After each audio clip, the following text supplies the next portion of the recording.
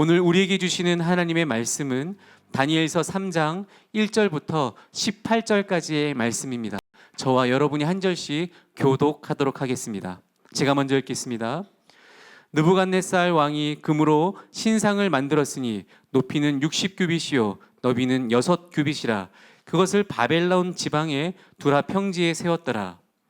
느부갓네살 왕이 사람을 보내어 총독과 수령과 행정관과 모사와 재판관과 법률사와 각 지방 모든 관원을 느부갓네살 왕이 세운 신상의 낙성식에 참석하게 하매, 이에 총독과 수령과 행정관과 모사와 재무관과 재판관과 법률사와 각 지방 모든 관원이 느부갓네살 왕이 세운 신상의 낙성식에 참석하여 느부갓네살 왕이 세운 신상 앞에 서니라.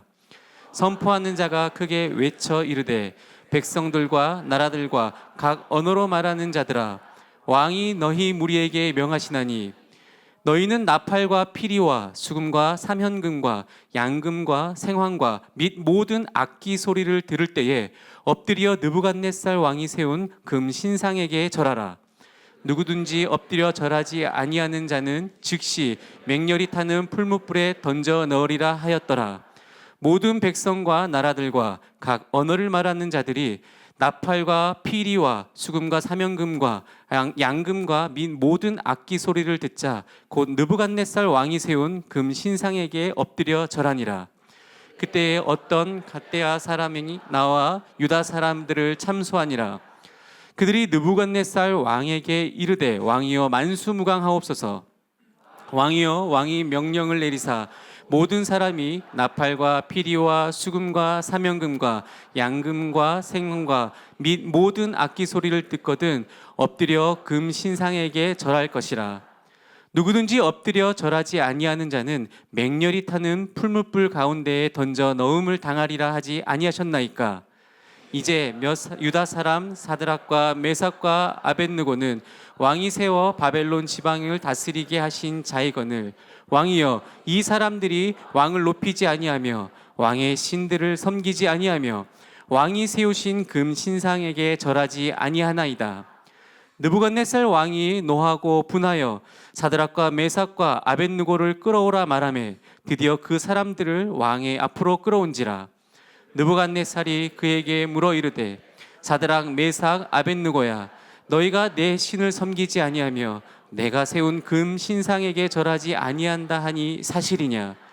이제라도 너희가 준비하였다가 나팔과 피리와 수금과 사면금과 양금과 생황과 및 모든 악기 소리를 들을 때 내가 만든 신상 앞에 엎드려 절하면 좋거니와, 너희가 만일 절하지 아니하면 즉시 너희를 맹렬히 타는 풀무불 가운데에 던져 넣을 것이니 능히 너희를 내 손에서 건져낼 신이 누구겠느냐 하니, 사드락과 메삭과 아벳느고가 왕에게 대답하여 이르되, 느부갓네살이여, 우리가 이 일에 대하여 왕에게 대답할 필요가 없나이다. 왕이여, 우리가 섬기는 하나님이 계시다면 우리를 맹렬히 타는 풀무불 가운데서 능히 건져내시겠고 왕의 손에서도 건져내시리이다. 그렇게 하지 아니하실지라도 왕이여, 우리가 왕의 신하를 섬기지 아니하고 왕이 세우신 금 신상에게 절하지 아니할 줄을 아옵소서. 아멘. 모두 자리에 앉으시겠습니다. 이제 담임 목사님 나오셔서 하나님의 살아계심을 믿는 믿음이라는 제목으로 말씀 전해 주시겠습니다. 할렐루야. 순전한 교회 주일 예배에 참여하시는 여러분 모두를 주님의 이름으로 환영합니다. 우리 인사 나누실까요? 잘 오셨습니다. 사랑하고 축복합니다. 예.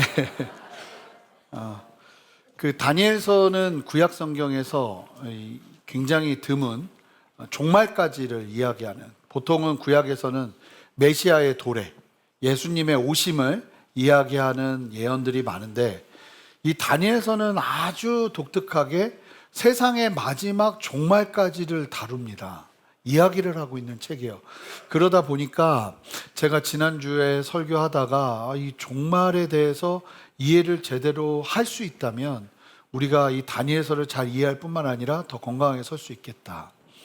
제가 복음을 강조하면서 교회를 계속 세워가는 과정 가운데 처음으로 한 특강이 뭐였는지 아세요? 종말론이었어요.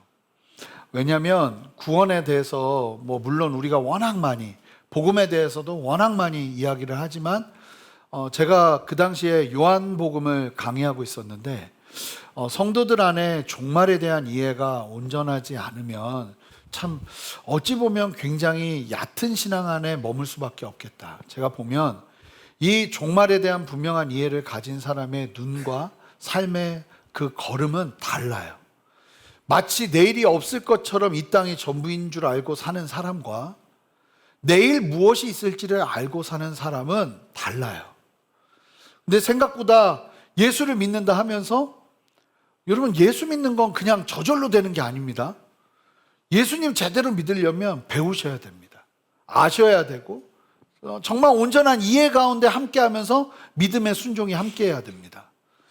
그런 과정에서 이 종말론이 필요하지 않을까 싶어서 준비했습니다. 여러분, 제가 고등학교 때 기억하는데 92년 10월에 예수님 오신다고 그랬었어요.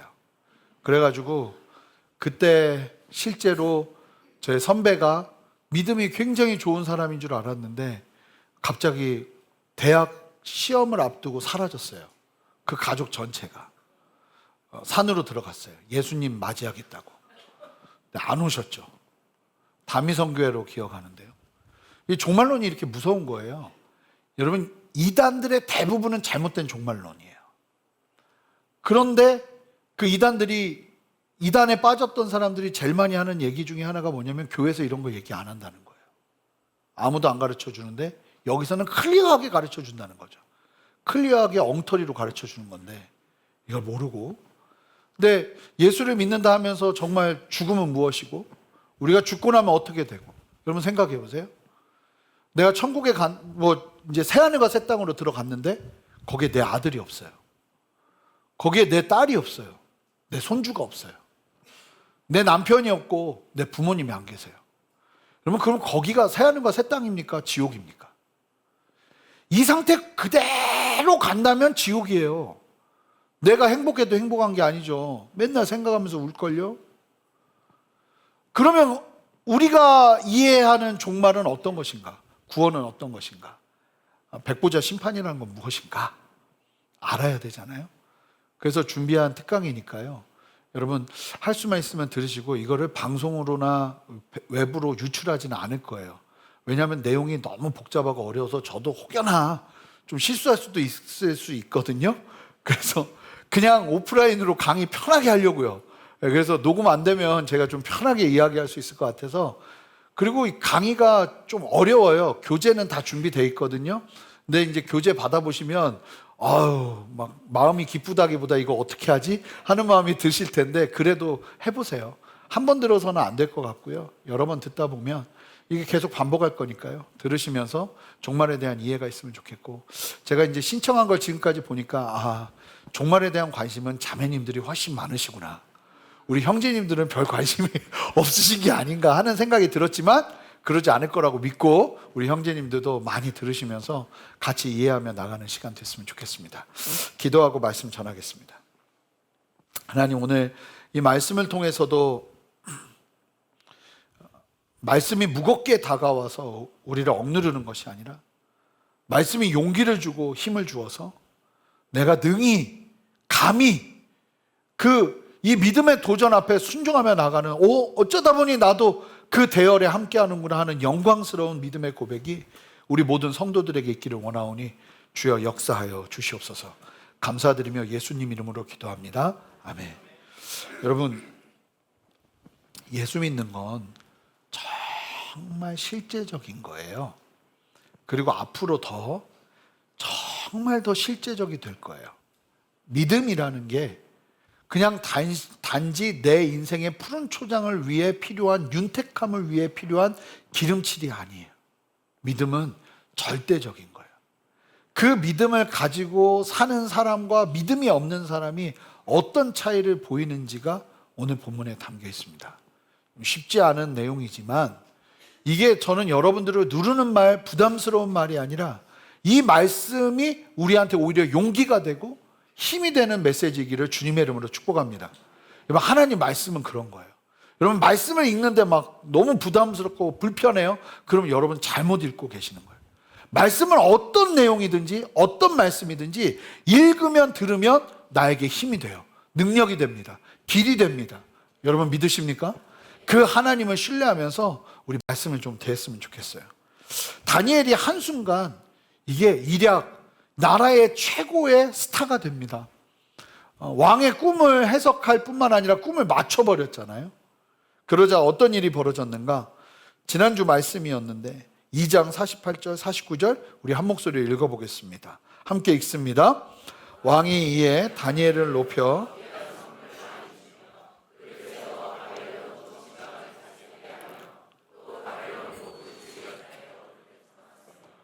왕이 또 다니엘의 요구대로 사드락과 메삭과 아벳느고를 세워 바벨론 지방의 일을 다스리게 하였고 다니엘은 왕궁에 있었더라. 참 많이 떠오르는 사람이 요셉이에요. 꿈 문제를 해결하면서 일약 총리의 자리로 올랐던 것처럼 똑같이 다니엘은 나라를 관장하고 다스리는 바벨론 황실에서 총리 역할을 감당하는 자리까지 올라가게 됩니다. 그러면서 다니엘의 청탁으로 새 친구들은 로마 시대로 말한다면 각 지역의 총독으로 파견되는 엄청난 신분 상승을 가져오게 돼요. 바벨론의 역사적인 기록 안에서도 이러한 일은 굉장히 드문 이례적인 일이었다고 합니다. 이렇게 다니엘과 새 친구들은 죽음의 위기에서 인생의 역전을 경험하면서 느부갓네살의 꿈과 연결된 사건들은 해피엔딩으로 마무리됩니다. 근데 우리 인생이 항상 그렇죠. 하나님께서 해피엔딩을 주셔도 그 다음에 또 산이 있습니다.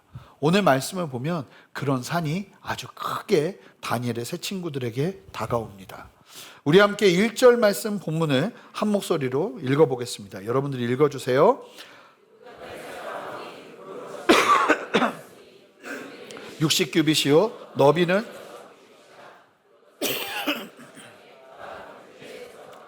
갑자기 이 느부갓네살 왕이요 금신상을 만드는데 높이가 60규빗이라고 하면 어느 정도 크기냐면 높이가 9층 높이의 건물이에요. 지금은 우리 시대에는 9층 높이 건물이 그렇게 높은 게 아닌데 여러분 그 당시 9층의 건물 정도의 크기는 제일 높은 빌딩이라고 보시면 돼요. 그런데 멀리서도 보일 수 있게 이 9층 높이의 60규빗짜리의 어마어마한 금신상을 세워놓습니다. 그리고는 2절부터 6절까지의 내용을 보시면 왕이 자신의 신상 앞에 아마도 자신을 신상화시킨 것이 가장 맞는 것 같아요. 그러면서 자기의 신상 앞에 제국 전역의 고위 관리들을 소집합니다. 그리고는 그 신상을 봉헌하는 낙성식을 거행하는데 이때 왕의 명령에 따라 다양한 악기 소리가 울려 퍼질 때 모든 백성들이 그 신상 앞에 엎드려 경배해야 돼요. 그리고 이 명령을 어기고 절하지 않으면 어떤 명령이 따라왔냐면 즉시 그런 사람들은 맹렬히 타는 풀무불에 던질 것이라는 무시무시한 경고가 이어졌습니다. 질문이 일어날 수밖에 없습니다. 왜냐하면 느부갓네살은 꿈을 해석하고 하나님이 무엇을 말씀하시는지를 다니엘을 통해서 들었잖아요. 내 부분으로 담겨져 있던 큰 신상에 돌이 떨어지면서 먼지처럼 사라져버리는 이 헛된 신상의 실체를 이 느부갓보다 가까이서 실제로 보고 들은 사람이 느부갓네살인데 갑자기 한 몇 년 있다가 이 느부갓네살이 아예 금으로 도금한 전체 9층 높이의 신상을 세우고 거기에 절하게 하는 이유가 무엇일까요? 많은 학자들이 이야기하고 저도 충분히 동의하는 것은 무엇이냐면 느부갓네살이요 무슨 얘기를 들었어요? 하나님께 너의 왕국이 끝날 것이고 다음 왕국이 일어날 것이라고 이걸 들었잖아요. 하나님의 계시에 이 듣고 난 다음에 수긍한 게 아니라 점점 그게 원치 않았던 거예요. 반발이 일어난 거예요. 꿈에서 금으로 된 머리에 머물던 신상의 모습을 기반으로 아니야 그럴 순 없어. 그리고는 아예 금으로 다 도금된 신상을 만들어서 자기의 나라의 영원함을 기대하고 소망하면서 그와 같은 일을 벌인 거예요. 다니엘의 해석, 곧 자신의 왕국이 언젠가 끝나고 다른 제국이 등장할 것이라는 계시를 거부하려는 정치적, 종교적 행위였다고 주장합니다. 근데 저는 이게 정말 맞는 해석이라고 봐요. 이 느부갓네살은 듣다가 하나님의 뜻이 그렇다 해도 막 마음이 불편했던 거예요. 마음이 막 일어나기 요동치기 시작했던 거예요. 자신의 왕국이 영원히 계속되길 바라는 소망으로 하나님의 뜻이 자신의 왕국 이후에 나타날 은, 동, 철의 제국들, 하나님의 뜻이 그렇다 해도 그 제국들을 무시하고 싶었던 거예요. 사랑하는 성도 여러분, 2주 후에 다음 주에 말씀을 나누겠지만 느부갓네살은 정말 하나님을 믿은 것인가? 이제 다다음 주 본문을 보시면 느부갓네살이 두 번째 꿈을 꿉니다. 그리고 그 꿈에 대한 해석도 다니엘이 놀랍게 합니다. 그러면서 하나님을 찬양하고 막 그러는데 이 느부갓네살이 정말 하나님 앞에 구원받았는가? 이 부분을 살펴볼 거예요. 이때 이제 더 깊이 살펴볼 텐데 여러분, 신앙이 무엇입니까? 신앙은요, 여러분, 엎드림입니다. 예수 믿는다 하면서 내 고집, 내 생각, 내 뜻을 꺾지 않으면 그거는 신앙이 아닐 수 있어요. 여러분, 신앙은요, 엎드리는 거예요. 내 생각과 다른 하나님의 뜻이 보일 때 내 생각을 부복시키는 거예요. 그런데요, 생각보다 잘 되지 않나 봐요. 느부갓네살만 봐도 이 느부갓네살은 뭘 봤어요? 하나님의 살아계심을 봤어요. 내 꿈을 딴 사람이 하나님의 사람이라고 나타나더니 그대로 맞추더니 그 꿈의 내용을 해석하는 걸 경험했다고요. 그런데도 내 뜻과 하나님의 뜻이 다르니까 너무 불편해지는 거예요. 원치 않는 거예요. 그러니까 다시 뭘 해버립니까? 금신상을 아예 통째로 만들어서 하나님의 뜻을 저버리고 나의 영원한 왕국을 세우고 싶은 마음에 그리 나가기 시작하는 거예요. 우리가 느부갓네살처럼 행동할 수 있어요. 마음에 안 들어요. 내 나라가 영원하길 바라는 거죠. 그런데 하나님은 나 위주의 세상을 만들지 않으세요. 하나님의 나라를 이루어 가십니다. 여러분, 나를 사용하시고 난 다음에 계속 나를 쓰지 않으세요. 내 다음에 또 더 좋은 사람들을 일으켜 세우십니다. 언제나 내가 정상일 수 없습니다.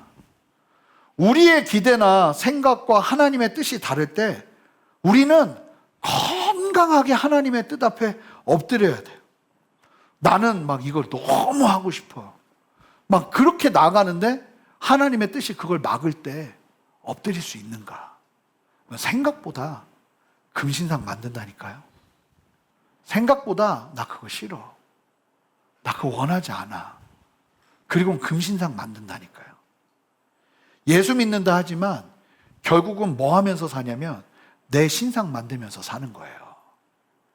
예수 믿는다 하면 거기에 뭐가 남아야 되냐면 십자가만 남으면 돼요. 그런데 거기에 내 왕국이 남고 내 흔적이 남고 내 나라가 남는다면 여러분, 그것은 건강하지 않은 삶인 거예요. 사랑하는 성도 여러분, 우리는요, 올라갈 때가 있고 내려가야 될 때가 있어요. 하나님이 나를 사용하실 때가 있고 내 다음으로 누군가를 세우실 때가 있어요. 저는 아직 혈기왕성한 젊은이기 때문에 아직은 그걸 다 이해할 수는 없지만 그래도 지금부터 저는 정말 준비해요. 정말 깔끔하게 하나님, 제가 보니까 목회자들이요, 노욕이 제일 무섭더라고요. 마지막에 욕심이 훅 들어오면 그렇게 열심히 하셨던 순종의 걸음을 먹칠하더라고요. 목회자가 이 정도면 여러분, 일반 성도님들은 얼마나 큰 갈등이겠어요. 제가 한번 예화든 적 있을걸요. 예전에 제가 이전 교회에서 남자 순회 신방을 갔는데 그런 얘기를 하는 거예요. 아버님이 80이 넘으시고 90 가까이 되셨는데 회사를 안 놔요. 안 놔. 그래서 아드님은 계속 그냥 그 아버지 옆에서 그냥 보조하는 역할만, 이제 벌써 60이 다 돼 가시는데도 그러고 사시는 거예요. 근데 아버지가 아프셨어요.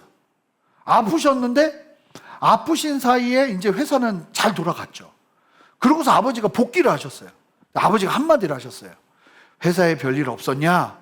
그랬더니 이분이 아버지 뭐 그동안 무슨 별일이 있었겠어요. 괜찮았어요. 얘기를 하는 순간 아버지의 눈빛이 변하기 시작했어요. 그래? 그러더니 회사를 다 뒤집은 거예요. 그러더니 막 모나고 힘든 거 다 찾더니, 야, 이래도 나 없어도 잘 돌아갔어? 큰일 날 일을 한 거예요. 아버지 없었으니 힘들었어요를 했어야 되는데, 구순이 다 된 아버지 앞에서도 그랬어야 하는데 잘 돌아갔어요 얘기를 한 게 큰 화가 된 거예요. 여러분, 제가 담대하게 이야기할 수 있는데 마지막에 그러면 숭해요. 숭해. 참 멋져야 되는데 그렇게 멋지게 살다가 마지막에 이 느부갓네살이요, 나 말고 다른 제국이, 내가 지금 최고인데 다른 제국이 일어나? 그 꼴을 못 보겠는 거예요. 하나님 뜻이어도 믿음이 없으니까 그러는 거죠. 하나님의 뜻이면 어찌 보면 그 길을 예비해야 될 텐데 그 걸음을 걸어내지 못하는 거예요. 왜요? 믿음이 없으니까. 사랑하는 성도 여러분, 우리가 우리의 금신상을 만들면 안 돼요. 하나님이 말씀하시는 걸 따라 순종하는 걸음 걸어내면서 우리가 딱 지나고 나면 먼지처럼 깔끔하게 사라지는 게 최고인 거예요. 아멘이에요? 아멘이세요 정말? 쉽지는 않지만 여러분 보세요. 세상의 왕국은 먼지처럼 사라져요. 아무리 화려하고 아무리 강력해도 먼지처럼 사라져요. 그리고 우리는 누구만 남으면 되냐면 그 환상이 그대로라니까 돌만 남으면 돼요. 예수 그리스도. 예수님 그분만 강성하시면 돼요.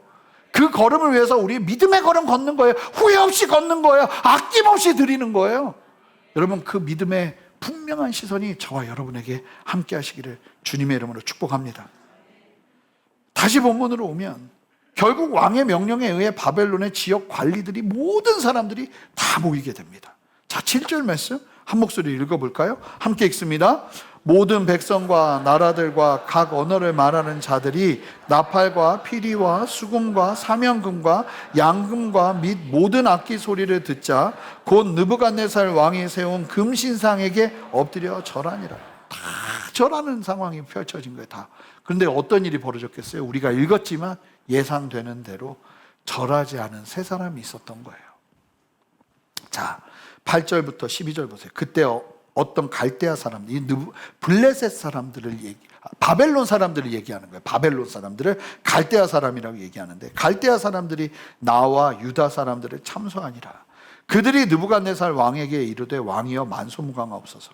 왕이여 왕의 명령에 내려서 모든 사람이 나팔과 피리와 수금과 사명금과 양금과 생황과 및 모든 악기 소리를 듣거든 엎드려 금신상에 절할 것이라고 하셨는데, 그러면서 11절에 누구든지 엎드려 절하지 아니하는 자는 맹렬히 타는 풀무불 가운데 던져 넣음을 당하리라고 하셨는데, 12절 이제 몇 유다 사람 사드락 메삭 아벳느고는 절하지 않았습니다. 풀무불에 집어넣어야 됩니다. 기가 막힌 게 그 엄청난 명령과 위협 앞에서 다니엘의 세 친구 사드락 메삭 아벳느고가 절하지 않은 거예요. 왜인가요? 왕의 신상에 경배할 수 없었던 거예요. 분명한 신앙이 있었던 거죠. 그러면서 12절 보세요. 갈대아 사람들이 세 가지 명분으로 이 다니엘과 세 친구들을 고소하는데요. 여러분, 우리도 이 고소를 똑같이 당할 수 있는 시대를 살고 있다는 사실을 기억하셔야 됩니다. 첫 번째, 뭐라고 말하냐면 이들이 왕을 높이지 않았다는 거예요. 이게 무슨 얘기냐면 정치적 충성을 거부했다는 겁니다. 여러분, 잘 들으셔야 돼요. 우리가 세상에서 빛과 소금의 역할을 감당하는 건 분명하지만 신앙인이 세상의 잘못된 권위에 무조건 복종하지 않음을 얘기하고 있는 거예요. 이게 무슨 얘기인지 잘 이해하시기 바라요. 오늘날 그리스도인들은 정치적, 사회적 권위보다 하나님의 말씀에 우선순위를 둬야 될 때가 있어요. 예를 들면 진리와 도덕이 왜곡된 법이나 정책을 만날 때, 하나님의 진리대로 가는 데 있어서 그것을 강력하게 막는 세상의 규제를 만날 때, 여러분, 우리가 그 앞에서 신앙적인 타협을 할 수 없는 거예요. 그거는 나는 하나님만이 한 분이라고 믿어야 되는 믿음 가운데 있는데 하나님 한 분이라는 걸 인정하지 말라는 사회적 풍토가 나오면 우리는 목숨을 걸어야 되는 거예요. 여기서 목숨을 걸어야 되는 거예요. 하나님의 말씀을 따라 행동하는 세상 사람들이, 근데 놀라운 게 뭐냐면 그렇게 나가면 세상 사람들은 뭐라고 말하냐면 불복종 반역으로 볼 수 있다는 거예요. 두 번째, 왕의 신들을 섬기지 않았다. 여호와 하나님만 섬기는 것에 대한 불만과 자신들의 신을 섬기지 않고 하나님만 섬기는 신앙에 대해 불만을 가진 거예요. 이스라엘 안에 있을 땐 문제가 되지 않았지만 이스라엘 사람들이 세상 가운데로 가니까 문제가 돼요. 왜냐하면 이스라엘의 중심의 가장 중요한 핵심은 유일신 신앙이에요. 하나님은 한 분. 오직 하나님의 말씀만이 우리의 유일한 기준이에요. 근데 세상에 나가보니까 세상은 그렇지 않아요. 제가 믿는 것도 저 사람이 믿는 것도 다 괜찮아. 그러니까 우리가 함께 연합해서 가야 돼. 제가 실제로 교양TV에서 이 공영방송에서 한 목회자가, 이단이 아니에요, 목회자가 신학교 교수님이 하는 얘기를 들었어요. 여러분, 교회라고 다 가시면 안 돼요. 그냥 신앙을 얘기한다고 해서 다 들으시면 안 되는 거예요. 뭐라고 말하냐면 모든 종교엔 구원의 길이 있다는 거예요. 올라가는 산의 입구는 다를 뿐 올라가다 보면 비슷한 이야기를 하기 때문에 마지막에 같이 정상에 서게 된다는 거죠. 예수님만 믿으면 구원받는다는 건 편협하다는 거예요. 저는 정말 TV를 던지고 싶었는데 제가 뭐 던질 힘도 없었고 또 던지면 돈이 또 나가기 때문에 그러진 않았지만 너무너무 당황스러운 거예요. 그런 걸 가르치는 교회와 성도들이, 교회와 목회자들이 있다는 거예요. 여러분, 지금 외국의 신학의 흐름은요, 종교다원주의에 어마무시하게 넘어가 있어요. 그래서 그렇게 넘어간 신학교와 교회들은 다 죽어요. 오직 하나님을 믿는 신앙과 복음적인 기조 안에서 목숨을 걸고 신앙의 중심을 지키는 교회들만 그 죽어나간다고 해도 살아나요. 여러분, 우리에게 정말 중요한 거죠. 여러분, 지금 시대가 얼마나 무섭냐면 포스트 모더니즘, 이거 완전 코미디 아니에요, 이거. 이게 정상이 된 시대가 됐어요. 야, 절대 진리가 어딨어. 저 사람이 생각하는데 옳다고 하면 그것도 옳을 수 있어. 저 사람이 생각하는 게 옳다고 하면 그것도 옳을 수 있어. 그러니까 어떻게 되는 거예요? 질서가 없어지고 무너지죠. 엉망진창이 되는 거예요. 근데 그걸 잘못했다고 말하면 안 되는 시대를 사는 거예요. 여러분, 다니엘과 새 친구들만 그러는 게 아니에요. 우리도 어쩌면 더 호전적인 시대를 살고 있어요. 이 믿음의 길을 아주 강력하게 막는 거대한 파도를 만나면서 우리는 신앙의 걸음을 걷고 있다는 거예요. 그러니까 정신을 똑바로 차려야 믿는 성도들이 신앙 지키면서 이 땅을 살 수 있다고 믿습니다. 여러분, 정말 깨어 있어야 되는 거예요. 마지막으로 왕이 세운 금신상에 절하지 않았다는 거예요. 공적 압력과 대중의 흐름 속에서 신앙을 지키는 용기가 필요하다는 거죠. 여러분, 신앙생활을 하다 보면 종종 집단적인 압력, 조직 문화, 사회의 분위기 속에서 신앙의 정체성을 타협하게 하는 상황을 만나긴 합니다. 여러분, 심지어 학교나 공적 자리에서 기독교인임을 드러내는 것 자체가 힘든 상황이 처해지기도 해요. 그런데 저는 오늘 말씀을 통해서 우리 모든 이 자리에서 함께 예배하는 모든 성도님들께 도전하기를 원합니다. 예수 그리스도인임을, 예수 그리스도를 믿는 성도임을 떳떳하고 자랑스러워 하시는 저와 여러분 되시기를 주님의 이름으로 축복합니다. 제가 장담하는데 부끄러워하면 정말 세상에 휘둘리고요, 오히려 떳떳해지기 시작할 때 분명한 선을 뛰어넘는 순간이 올 거예요. 함께 붙는 사람들이 붙기 시작할 거예요. 여러분, 타인의 시선보다 하나님 앞에서 진실되게 서야 돼요. 눈에 보이는 세상의 보상보다 하나님의 상급을 안전하게 여기며 나아가는 믿음이 반드시 필요한 줄 믿습니다. 여러분, 이게 얼마나 힘든 건지 알아요. 저는 맨날 교회에 있고 맨날 성도들 만나니까 참 그런 경험하기는 쉽지 않은데, 제가 불교 고등학교를 나왔어요. 불교 고등학교에서 신학교 간다고 아주 난리도 아니었습니다. 어떻게 네가 그럴 수 있냐고. 우리 불교고등학교에서 스님이 맨날 축복해주고 이러는 학교에서 네가 어떻게 주의 종? 뭐 그런 걸 한다니까 막 기가 막혀 하는 거예요. 게다가 일주일에 한 번은 종교 시간인데, 와, 밑에 레슬링장이 있거든요. 우린 레슬링부가 있었어요. 그 레슬링장에 다 앉아서 방과부자하고 참선을 해야 돼요. 근데 놀랍게 제 허리와 골반이 방과부자가 안 돼요. 그래서 이렇게 여성 다리를 하고 앉아서 저는 뭘 했냐면 기도를 했어요. 기도를. 그랬더니 불교 선생님이 그렇게 싫어하는 거예요. 근데 그렇게 드러내고 나니까 얼마나 피곤한지. 혹여나 졸면 이거 봐. 주의 길 간다고? 근데 졸아? 막 이러시기 시작하는 거예요. 뭐 좀만 잘못하면 이것 봐. 아, 난리가. 또 애들도 그러기 시작해. 애들도 야, 네 목사 된다며. 네가 근데 그러면 돼? 그러니까 얼마나 이게 피곤해지는지. 그러니까 신앙을 내가 세상에서 이렇게 떳떳하게 드러낸다는 건 엄청난 대가지불이 함께하는 거예요. 근데 주님이 뭐라고 말씀하셨어요? 좁은 길이라고 그랬잖아요. 여러분, 담대하게 걸으셔야 된다는 거예요. 여러분, 세상의 어떤 보상보다 하나님의 상급과 하나님의 안정, 하나님의 인정을 추구하면서 걸어야 되는 게 우리의 인생이어야 될 줄 믿습니다.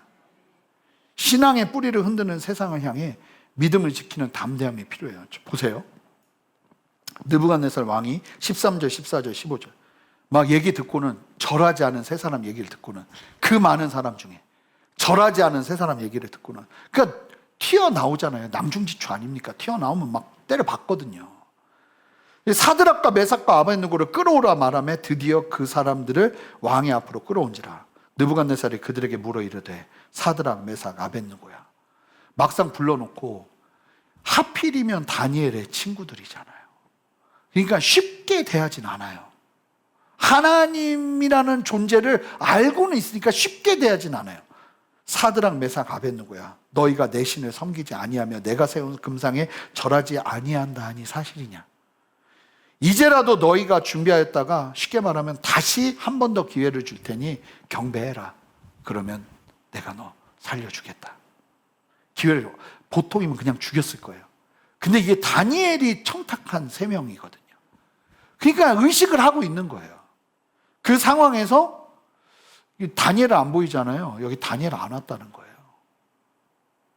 그 세 친구들을 이제 어떻게든 살리려고 왕이 막 노력을 하고 있는 거예요. 그러면서 뭐라고 말합니까? 15절에 보면 능히 너희를 내 손에서 건져낼 신이 누구겠냐? 내가 너 죽이려고 하는데 누가 나를 막을 수 있어? 네 하나님도 날 못 막아. 왜 이 이야기를 할까요? 지금 이 세 명이 너무 이게 두려워해야 되는데 뭔가 믿는 구석이 있어 보이니까 이렇게 얘기하는 거예요. 니들을 구원해 줄 신이 어디 있겠냐? 내가 너 죽이려고 하는데. 있지 왜 없어요? 그런데 이 느부갓네살은 세상의 권세의 정점에 있는 사람이니까 도발을 합니다. 그때 이 다니엘의 세 친구 사드락, 메삭, 아벳느고의 반응을 보세요. 기가 막혀요. 자, 16절 함께 읽습니다. 시작. 사드락과 메삭과 아벳느고가 왕에게 대답하여 이르되 느부갓네살이여, 우리가 이 일에 대하여 왕에게 대답할 필요가 없나이다. 얼마나 확고하게 얘기하냐면 우리는 왕에게 대답할 필요가 없습니다. 우리 답은 정해져 있습니다. 여러분, 이쯤 되면 무서워요. 여러분, 예수 믿는 사람들을 세상이 두려워해야 돼요. 이게 만만하지 않아요. 우리는. 여러분, 교회는요 방어하는 곳이 아니에요. 교회는 공격하는 곳이에요. 여러분, 방패만 갖고 맨날 다가오는 화살 막 피하고 이러고 사는 게 우리의 삶이 아닌 줄 믿습니다. 여러분, 우리가 복음으로 무장하고 나가잖아요. 그러면 이러한 은혜가 있는 줄 믿습니다. 여러분, 이러한 담대함이 필요한 거예요. 이 정도 되면 무섭죠. 왕 앞에 뭐라고 말해요? 왕에게 대답할 필요가 없습니다. 이처럼 담대할 수 있는 이유가 무엇인가 얘기를 하죠. 도대체 그러면 왕이 물은 거잖아요. 나의 손에서 너희를 구원할 신이 어딨냐? 그랬더니 우리는 대답할 필요가 없습니다. 우리의 답은 결정되어 있습니다. 그러면서 뭐라고 말하는가? 17절. 왕이여, 우리가 섬기는 하나님이 진짜 계신다면 우리가 설사 맹렬히 타는 풀무불에 들어가도 건져내시겠고 왕, 당신의 손에서도 건져낼 겁니다. 눈에 보이지 않아도 너무나 확신하면서 왕 그 뒤에 있는 하나님을 바라보는 믿음이 너무나 선명했던 거예요. 골로새서 말씀 우리가 새벽에 봤는데 3장 22절, 종들아 무슨 일에 육신의 상전들에게 순종하되 사람을 기쁘게 하는 자와 같이 눈가림만 하지 말고 오직 주를 두려워하여 성실한 마음으로 하라. 이 세 사람은 왕을 보는 게 아니라 왕 뒤에 있는 하나님을 보고 있어요. 그러니까 어떤 상황들 속에서도 그 하나님 앞에서 온전해야 되는 모습을 포기하질 않아요. 그들은 알고 있어요. 하나님이 항상, 근데 놀라운 사실은 뭐라고 말합니까? 하나님이 나를 풀무불에서도 건질 수 있을 거라고 얘기하잖아요. 그러면서 이 세 명이 아주 기가 막힌 고백을 하는데, 이게 하나님이 나를 살리실 수도 있고 나를 고치실 수도 있고 나를 해방시키실 수도 있고 능력으로 나와 함께 하셔서 나의 안에 역사하실 수 있다는 분명한 믿음이 있었어요. 그런데 그 믿음을 가지고 뭘 경험했냐면 나라가 망하고 내가 포로가 되고 비참한 상황 가운데 끌려가는 걸 경험했어요. 그런데 그 안에서도 하나님의 절대적인 하나님을 향한 신앙, 하나님은 완전하시고 유일하시고 능력 있으시고 지금도 나의 모든 상황과 환경을 바꾸실 수 있는 하나님이라는 그 믿음이 있었어요. 자, 그러니까 잘 보세요. 그 믿음과 상황적인 괴리가 막 부딪혔던 거예요. 하나님은 살아계시는 믿음은 분명하게 있는데 내 삶에서는 너무나 힘든 거예요. 이게 마치 하나님이 안 계시는 것처럼 처절한 낭만과 낙심과 좌절과 절망의 상황들을 만난 거죠. 이게 계속 부딪혔어요. 부딪히면서 정리한 정리물이 오늘 이 18절에서 고백되는 거예요. 자, 그 신앙을 가지고 이 세 사람이 어떻게 살았는가, 다니엘이 어떻게 살았는가, 우리 18절 힘차게 읽어보도록 하겠습니다. 함께 읽겠습니다. 그렇게 하지 아니하실지라도 왕이여 우리가 왕의 신들을 섬기지도 아니하고.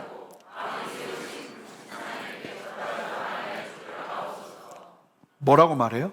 그리 아니하실지라도. 너무 많이 경험한 거예요. 그럼에도 불구하고 하나님께서 자신들을 구원하실 능력이 있다는 사실 앞에서는 의심이 없어요. 그러나 믿음이 하나님보다 앞서지 않아요. 이게 정말 중요한 거예요. 하나님 나를 구원해 주실 줄 믿습니다. 나를 승진시켜 주실 줄 믿습니다. 이렇게 나갔는데 승진이 안 됐어요? 그러면 하나님 이게 뭐예요? 왜? 하나님은 약속도 안 했는데 이럴 때 반드시 얘기합니다. 약속과 다르죠? 막 이러면서 나가는 이유가 뭡니까? 이러면서 나가는 이유가 뭐예요? 하나님보다 내가 높은 거예요. 그런데 놀라운 사실은 이들은 믿음이 하나님보다 앞서지 않았다는 거예요. 하나님께서 그렇게 하셔야 되는 결정은 하나님의 뜻에 속한 일임을 지금 고백하고 있는 거예요. 그들은 알고 있어요. 하나님이 항상 기적적으로 개입하시는 것이 아니라는 사실을 알고 있어요. 하나님의 종이라도 고난을 당할 수 있다는 사실을 있는 그대로 받아들이고 있는 거예요. 여러분, 이렇게 되기까지 얼마나 힘들었겠어요. 하나님은 분명히 살아계신데. 근데 그것과 다른 상황을 만나니까 힘들어요. 그런데 또 여전히 하나님의 살아계심을 붙잡게 돼. 그러면서 그리 아니하실지라도의 신앙을 소유하게 된 거예요. 그들은 하나님의 말씀의 가르침을 따라 신실하게 살아오면서 다음과 같은, 사실은 오늘 말씀은 결국 이 고백을 하는 거거든요. 하나님은 전능하신가? 여러분, 하나님은 전능하신가요? 그렇다. 그러면 하나님은 모든 문제와 고난에서 믿는 자들을 구원하실 수 있는가? 아멘이에요? 아멘이에요. 그렇습니다. 이게 정답이에요. 하나님은 모든 문제와 고난에서 우리를 구원하실 수 있는 분이세요. 믿으십니까? 아멘이에요. 근데 또 다른 질문 하나가 갑니다. 하나님이 항상 그렇게 하시는가? 이건 아니다예요. 자, 이게 우리의 머리에 인이 박혀야 돼요. 이게 우리의 머리에 인이 박혀야 돼요. 하나님은, 그리고 우리의 손이, 그러니까 하나님은 때때로 믿는 자들에게 그렇게 신실하게 나가는데도 고난을 허락하세요. 때로는 우리는 그 목적을 이해하지 못하더라도 하나님을 신뢰하기를 원하세요. 욥기예요. 13장 15절을 보시면 개역개정 성경을 보면 의미가 완전히 다른데 영어 성경들이 이게요 문법적으로 보면 두 가지 의미가 있대요. 근데 개역개정 성경은 첫 번째 의미를 담았고 영어 성경들은 다 두 번째 의미로 해석을 했어요. 이 욥기 13장 15절 말씀이 어떤 의미냐면 보여주세요. NASB 성경이에요. 저는 개인적으로 NASB 성경을 제일 좋아해요. 원문의 느낌을 가장 많이 살려요. NIV 성경은 웬만하면 읽지 않습니다. 이 NIV 성경은 전도반이라고 그 일반 출판사 기업이 여기를 인수하면서 이 전도반은 돈만 되면 사탄경도 만들어내는 출판사예요. 그래서 이 출판사가 이 NIV 성경 안에 아주 미묘한 동성애에 관련된 부분이나 그런 부분에서 단어를 약간씩 바꿔놨어요. 그래서 제가 공부하던 남침내 교단에서는 결의를 해서 NIV 성경을 보지 않기로 결단까지 했어요. 근데 우리는 뭐 그렇게까지 보지는 않지만 저는 NIV 성경을 웬만하면 읽지 않습니다. 그래서 NASB나 그다음에 뉴 킹제임스 버전 성경이나 뭐 그런 성경들을 읽어요. ESV도 괜찮고요. 근데 거기 보면 이런 고백을 해요. 욥이요 극심한 고난 중에 뭐라고 고백하냐면 만약에 하나님이 비록 나를 죽이실지라도 나는 계속 희망과 소망을 하나님께 둘 겁니다. 그래요. 여러분 이 믿음이 우리 안에 반드시 있어야 된다는 거예요. 하나님이 나를 죽을 것 같은 절망의 구렁텅이에 넣는다 할지라도 그래도 다시 우리의 소망은 어디 있는 거예요? 하나님 안에 있는 거예요. 아멘입니까? 아멘입니다. 아멘. 아멘. 그냥 아멘이에요. 내가 절망 가운데 들어간다 할지라도 내 소망은 하나님 앞에 있을 것입니다. 윌이 들어가는 거예요. 계속. 지금 내가 죽을 것 같은데 계속 I will hope in him. 하나님 안에 나는 소망을 계속 둘 것입니다. 이게 우리의 고백이어야 한다는 거예요. 예수님께서 이런 말씀하셨어요. 마태복음 10장 28절. 몸은 죽어도 영혼은 능히 죽이지 못하는 자들을 두려워하지 말고 죽여봐야 몸밖에 못 죽여요. 여러분 죽여봐야 몸밖에 못 죽여요. 그들을 두려워하지 말고 몸과 영혼을 능히 지옥에서 멸하실 수 있는 이 영을 다스리시는 유일한 왕 대신 왕 예수 그리스도 그 하나님만을 두려워해라. 이게 하나님이 우리에게 주시는 신앙이라는 거예요. 놀랍게도 이 세 명의 친구들은 그 극심한 세상의 유혹과 협박과 죽음의 위기 앞에서 왕을 두려워한 것이 아니라 뭐라고 말하냐면 당신에게 할 대답은 하나밖에 없습니다. 우리는 하나님만 섬길 겁니다. 죽인다 해도 하나님이 원하시면 난 살 것이고 설사 죽는다 해도 나는 후회 없이 이 결정을 걸어낼 것입니다. 그리 아니하실지라도 나는 하나님을 찬양합니다. 이 세 명의 고백이요 얼마나 많은 사람들을 복음을 위한 순교의 길로 이끌었는지 아세요? 그리 아니하실지라도의 신앙으로 얼마나 많은 이 믿음의 고백을 도전받으며 실제로 수많은 성도들이 담대히 순교의 걸음을 걸을 수 있었어요. 불에 타 죽는 것보다 더 끔찍한 일이 무엇인지 신앙을 지킬 때 누리는 유익이 무엇인지를 분명하게 알고 있었기 때문에 그 걸음을 걸었다는 거예요. 여러분 그런데 오늘 말씀 나누고 싶은 마지막 도전은 다니엘의 세 친구들이 겪고 있는 이런 극한 도전은 다니엘 시대만의 이야기가 아니라는 거예요. 여러분 우리가 앞으로 살아가는 세상 속에서 이런 도전을 만나게 될 가능성이 커요. 요한계시록 13장 15절에서 18절을 보시면 여러분 실제로 일어날 일이잖아요. 그가 권세를 받아 그 짐승의 우상에게 생기를 주어 그 짐승의 우상으로 말하게 하고 그러니까 우상이 말하니까 사람들이 다 넘어가요. 아주 신비로운 일이 일어나는 것 같아요. 또 짐승의 우상에게 경배하지 아니하는 자는 몇이든 다 죽이게 하더라. 느부갓네살하고 똑같은 일이 마지막 때에 벌어지는 거예요. 그가 모든 자, 곧 작은 자나 큰 자나 부자나 가난한 자나 자유인이나 종들에게 그 오른손에나 이마에 표를 받게 하고, 누구에게요? 경배한 자들에게 이마와 오른손에 둘 중에 하나의 표를 받게 하고, 누구든지 이 표를 가진 자 외에는 매매를 못하게 하니 이 표는 곧 짐승의 이름이나 그 이름의 수라. 666과 연결된 거예요. 지혜가 여기 있으니 총명한 자는 그 짐승의 수를 세어보라. 그것은 사람의 수나 그의 수는 666이니라. 여러분, 짐승의 우상에게 경배하지 않으면 짐승의 표를 오른손이나 이마에 받지 못해서 경제적인 어려움을 겪으면서 극심한 환난을 당하는 성도들의 이야기가 여기 담겨요.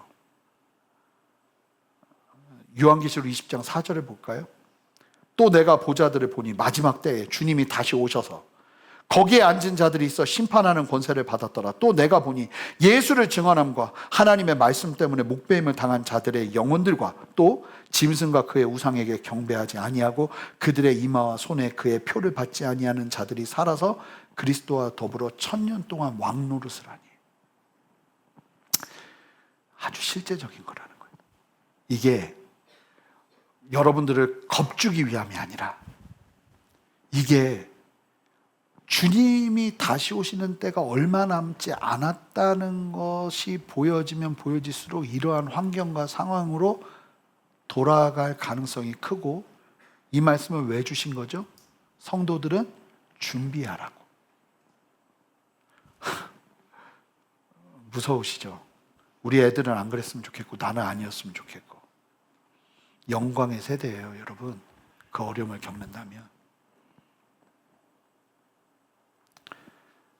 갈라디아서 1장 10절을 보면 이제 내가 사람들에게 좋게 하랴 하나님께 좋게 하랴 사람들에게 기쁨을 구하랴 내가 지금까지 사람들의 기쁨을 구하였다면 그리스도의 종이 아니니라. 여러분, 이 믿음의 시선, 그러니까 이 싸움이요, 더 구체적으로 세상이, 이게 보세요, 역사적으로 이렇게 말도 안 되는 걸 외치는 시대는 없었어요. 너도 맞고 나도 맞고 절대 기준이 어디 있어? 기독교 말도 안 돼. 왜 하나님 믿어야만 구원받아? 헛소리 하지 마. 이러는 세대가 어느 세기에도 없었어요. 그런 세대가 진짜, 이게요, 90년대만 해도 앞으로는 포스트 모더니즘이 올 거라고 하는데 설마 했어요. 근데 2000년으로 넘어가고 2010년 넘어가기 시작하니까 아주 일상이 되어버리더라고요. 철학이라는 게 굉장히 무서운 거예요. 철학은 준비를 하고 있었거든요. 그렇게 흘러가는 세상 속에서 여러분 나중엔 더 어떻게 흘러갈 거라고 보세요? 성경이 말한 대로 흘러간다는 거예요.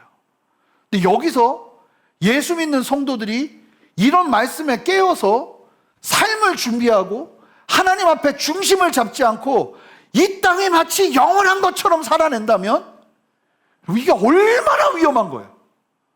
그러면 다 변절할 거예요. 준비가 안 돼 있으니까. 이게 얼마나 무서운데요. 다 변절할 거라고요. 아니라는 거예요. 예수 믿는 신앙은 정말 생명의 신앙이에요. 여러분, 하는 수 없어서 우리가 선택하는 게 아니라, 여러분 예수 왜 믿어요? 이것보다 더 좋은 거 없으니까 믿는 거예요. 아멘입니까? 근데 그 믿음 안에서 우리가 더 구체적으로 들어가 보니까 주님이 우리를 준비시키시는 거죠. 근데 어떠한 준비도 하지 않아요. 여러분, 우리의 시대 속에서 예수 그리스도의 복음을 부끄러워하는 게 아니라 더 담대하게 예수 믿는 사람임을 증거하며 나가는 우리의 담대함이 필요해요. 여러분, 사드락과 메삭과 아벳느고가 그렇게 서기 시작하니까 하나님이 결정하고 하나님이 푸시고 하나님이 열어버리세요. 그러니까 그 다음부터 길이 열리는 거예요. 여러분, 할 수만 있다면 우리의 걸음이 그래야 돼요. 쉽지는 않겠지만 주님 안에서 이 말씀 가지고 지혜를 달라고 기도하세요. 하나님, 내 삶의 자리에서 어떻게 이 말씀대로 살아내야 될지 보게 해달라고 기도하세요. 그리고 눈앞에 보이는 어떠함 때문에 내가 흔들리지 않고 영원한 가치를 믿음으로 바라보면서 내 삶의 자리에서 중요한 결단들을 할 수 있게 해달라고 기도하세요. 그리고 그 걸음을 나와 함께하는 사람들이 함께할 수 있도록 예수 복음 들어가게 해달라고 기도하세요. 이런 말씀 들으면 힘이 빠지는 게 아니라 교회는 힘이 나야 됩니다.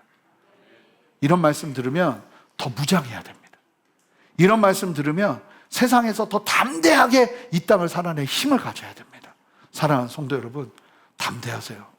예수님이 죽으셨잖아요. 죽으셨더니 더 놀라운 생명이 일어나요.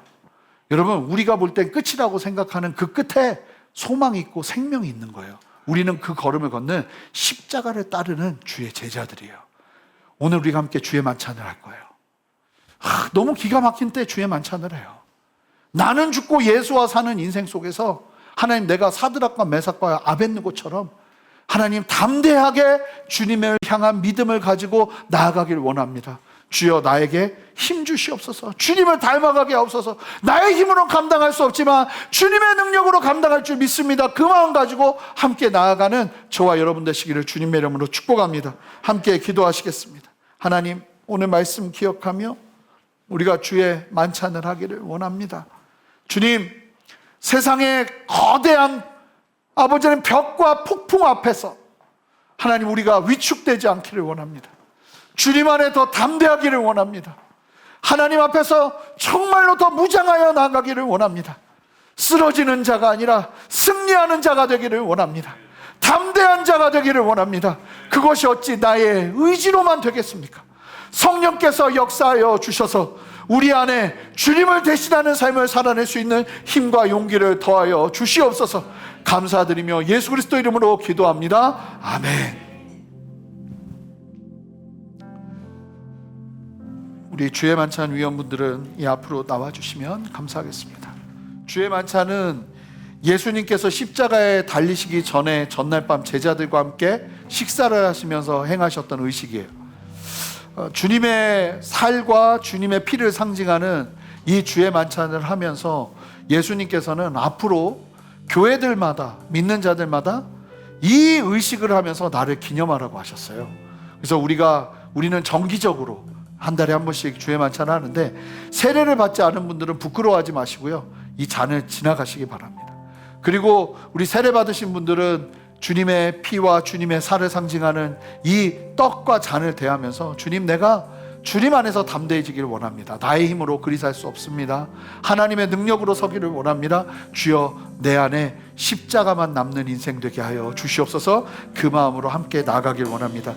먼저 분병하겠습니다. 주님께서 잡히시기 전날 이와 같이 떡을 떼시면서 제자들에게 말씀하셨어요. 이 떡은 너희를 위해 찢기는 나의 몸이다. 그래서 원래는 이렇게 막 다 찢기고 난 다음에 이렇게 남아있는 떡 막 이런 것만 보여요. 사실 이게 예수님이 이 땅에서 십자가 지시면서 걸어내셨던 삶의 모습이었던 거예요. 우리도 주님이 이 떡을 먹게 하시면서 이 걸음을 걷게 하십니다. 여러분, 담대하십시오. 주님의 몸을 받아내십시오. 우리 함께 주님의 몸에 동참하도록 하겠습니다.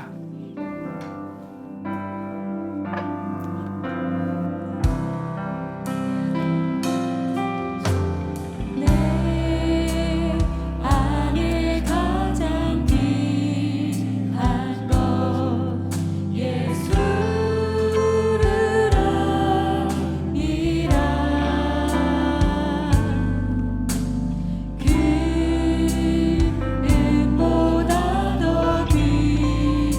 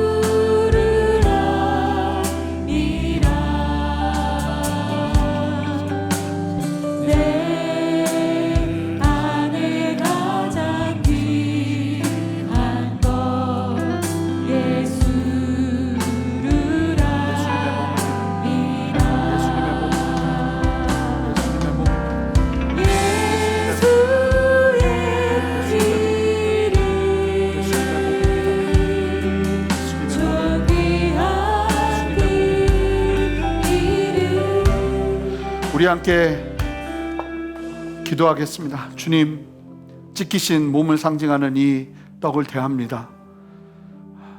주님, 우리는 우리의 힘과 우리의 능력으로 주님을 따르는 것이 아니라 하나님이 주셔야만 하는 힘과 하나님이 주셔야만 하는 능력으로 이 길을 걸어내고 싶습니다. 성령께서 역사하셔서 아버지 하나님 순종의 걸음, 내 인생에 정말 나는 죽고 예수만 사는 걸음 걸어낼 수 있도록 하나님, 그 걸음을 가정과 나의 직장과 나의 삶의 자리에서 걸어낼 수 있도록 하나님, 다시 한번 우리를 죽여주십시오. 우리를 새롭게 해주십시오. 하나님의 은혜로 채워주시옵소서. 이 시간 주님의 몸을 대합니다. 함께 하셔서 주님의 임재와 동행을 보게 하여 주시옵소서. 감사드리며 예수 그리스도 이름으로 기도합니다. 아멘. 함께 주님의 몸에 동참하시겠습니다. 떡을 나누신 후에 예수님은 이와 같이 잔을 들어 축사하시며 말씀하셨습니다. 이 잔은 너희를 위해 흘리는 나의 언약의 피니 이 잔을 마실 때마다 나를 기념하라고 하셨어요. 예수 그리스도의 보혈의 은혜가 우리 안에 다시 필요해요. 주님의 보혈로 덮이는 은혜가 다시 필요해. 나의 힘으로 살아내는 것이 아니라 하나님의 은혜로 살길 원합니다. 그 마음 가지고 함께 우리 분잔하도록 하겠습니다.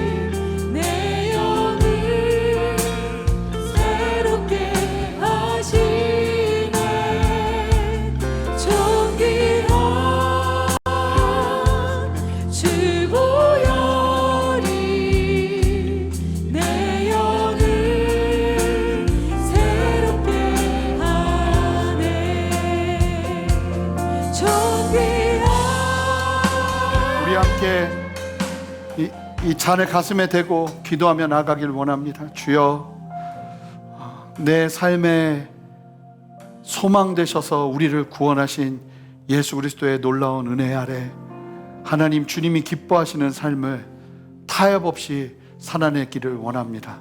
힘이 되어 주시옵소서. 능력이 되어 주시옵소서. 예수 부인하는 걸음 걷지 않게 주님 내 안에 굳건한 믿음 더하여 주시옵소서. 그렇게 우리 주님 앞에 간절히 기도하며 나가겠습니다. 함께 기도하겠습니다. 하나님 주님, 우리 안에 역사하시는 주님을 찬양합니다. 하나님 은혜 베풀어 주셔서 하나님의 말씀과 아버지의 진리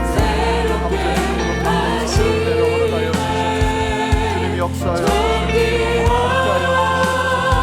전적인 아버지 살아나는 생명의 역사를 믿음의 담대히 서는 은혜를 허락하여 주시옵소서.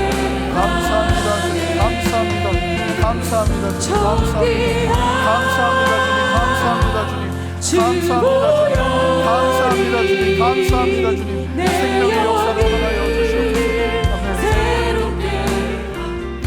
이 시간 주님의 피를 상징하는 이 잔을 대합니다. 아버지, 생명의 역사가 있기를 원합니다.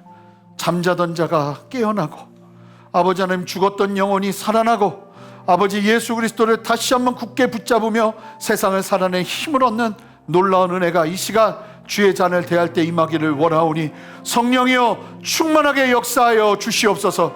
감사드리며 예수 그리스도 이름으로 기도합니다. 아멘. 우리 함께 주의 잔에 동참하시겠습니다.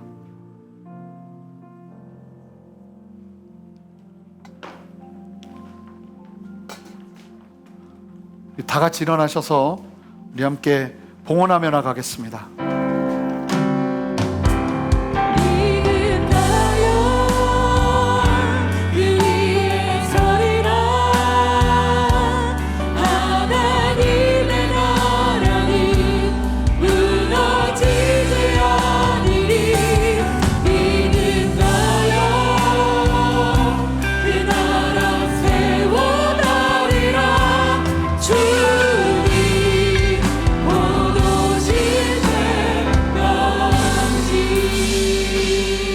하나님 앞에 기쁨으로 드리는 헌물을 주님 기뻐 받아 주시옵소서.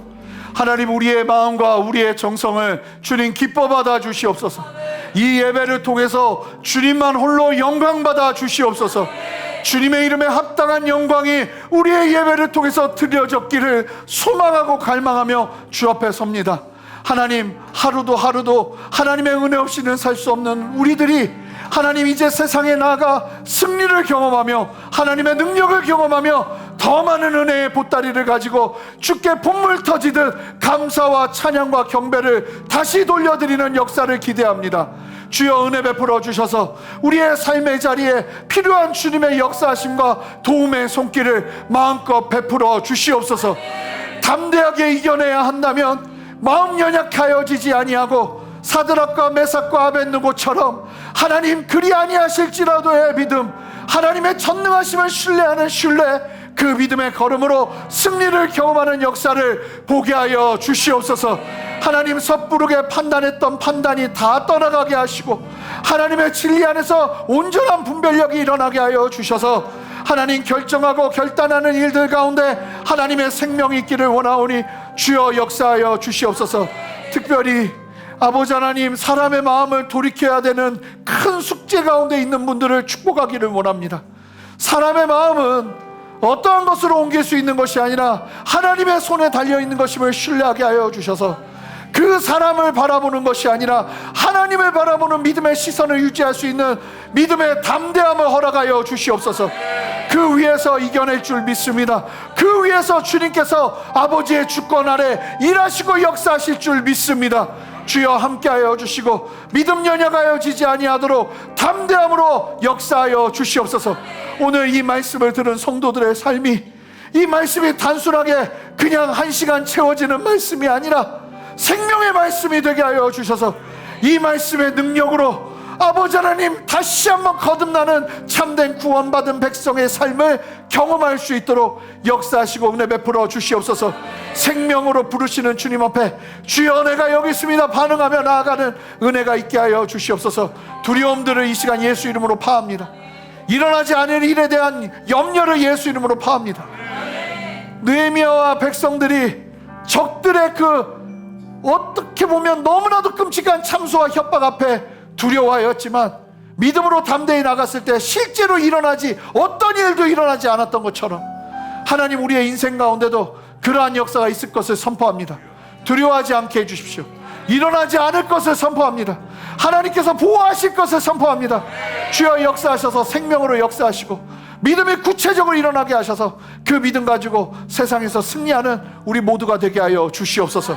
감사드리며 예수 그리스도 이름으로 기도합니다. 아멘. 이제는 우리 주 예수 그리스도의 크신 은혜와 아버지 하나님의 무한하신 사랑과 성령의 내주하심과 교통하심과 신실한 역사하심이 오늘 말씀 앞에서 믿음의 시선을 분명히 하며 세상의 어떤 위협과 협박 속에서도 살아계신 하나님을 더 두려워하며 믿음의 결단과 결정을 하며 나가기를 결단하는 함께 예배하는 모든 성도들의 머리 위에, 가정 위에, 직장 위에, 삶의 모든 터전 위에, 순전한 교회와 이 땅의 모든 교회들과 이 나라와 온 열방 위에 이제로부터 영원토록 함께 하시기를 간절히 축원하옵나이다. 아멘.